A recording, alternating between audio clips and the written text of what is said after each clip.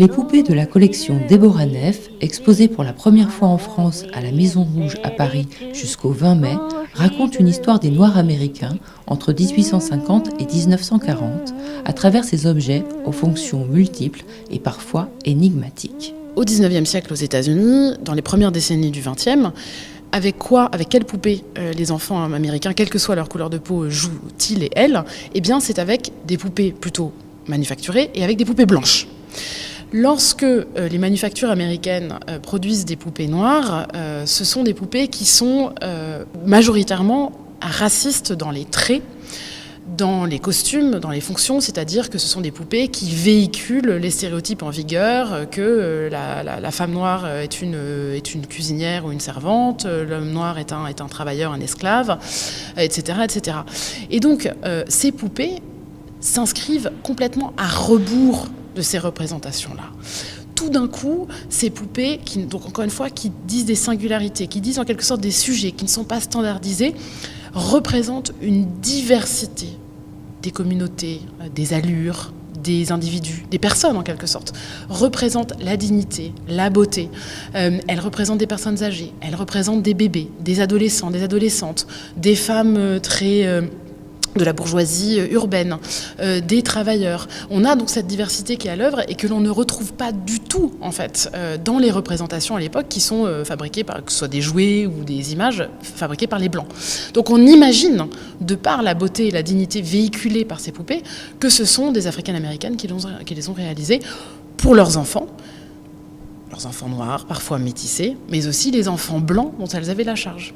Ces poupées sont les créations, pour certaines, de femmes, surtout au XIXe siècle, invisibles, dénuées d'absolument tout, de droits, de reconnaissance, de capital, d'accès à l'éducation, et qui, de nuit, de jour, avaient, avec des bribes, des chutes de tissu, une aiguille, et les ressources qui étaient là, du cuir, des perles, des choses qui sont là dans la maison, et qui, à partir de ces matériaux composites et recyclés, effectivement, faisaient œuvre littéralement. Certaines sont assez mystérieuses. Les topsy-turvy ont deux têtes opposées, l'une noire, l'autre blanche, séparées par une jupe qui cache alternativement l'une des faces de la poupée. Ce qu'on peut déceler dans ces objets, c'est évidemment toute l'histoire extraordinairement violente de la ségrégation nord-américaine en fonction de la couleur de la peau, et aussi un monde où ces deux extrêmes ne se rejoignent, ne peuvent communiquer. Ce ne sont pas des objets qui sont faits pour dialoguer, hein. Les deux côtés de la poupée ne sont pas faits pour être face à face, mais au contraire occultés. C'est vraiment deux côtés qui sont joints qui partagent un même corps.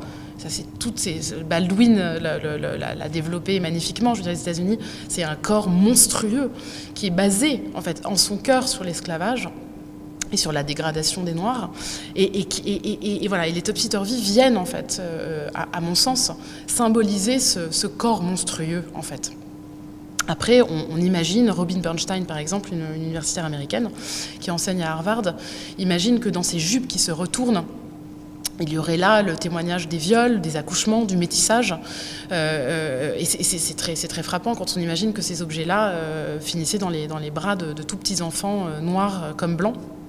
Ils exprimaient donc toute la complexité et la douleur derrière notamment les maternités et les féminités noires.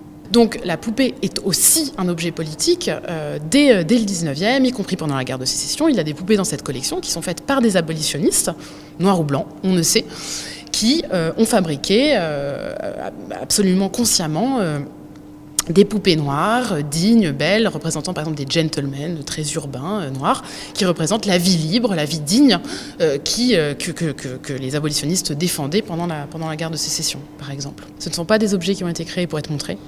Donc il fallait composer avec à la fois l'intentionnalité d'origine, avec ce qu'elles sont, c'est-à-dire encore et toujours des poupées, pas des statues, pas des objets voodoo, pas des sculptures, enfin ce sont des poupées. Et en même temps, les rendre visibles aux spectateurs et spectatrices. Moi, je voulais vraiment rendre compte du fait qu'elles sont debout, quoi, qu'elles ont tenu, et que c'est vraiment une sorte de peuple qui manque, qui nous revient, qui nous regarde. Je voulais vraiment que chacune individualisée avec son socle. Donc en fait, chaque socle est un peu un hommage à leur singularité respective, qu'elle nous regarde, voilà, qu'elle nous convoque et qu'on soit autant regardés nous que elles sont regardées par nous, le public. Go to sleep, little baby.